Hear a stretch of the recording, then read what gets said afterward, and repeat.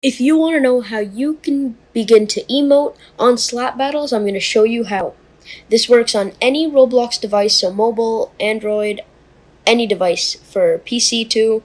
First, if you go into your Slap Battles, I'm going to show you the issue. If you click and try to emote like this, it'll tell you to switch to your R15 avatar to play emote. Here's how you can do that. Go to the Roblox, leave the game. And now what you're going to do is you're going to go leave that area and go to your home page. Click on the middle bottom avatar button. Now you're going to click on customize. And now you're going to go to head and body.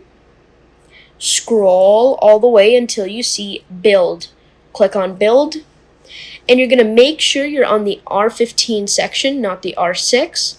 Because the R6 is very limited and you're not going to be able to emote on it. So make sure you're on the R15. And then you're also going to be able to change your body type too. If you didn't know that, you can change how you look, how tall you are, how skinny, how everything basically. So once you're done that, you can go ahead and leave that. And you can go back to the app and you should be able to emote. Thank you very much for watching and have a great day.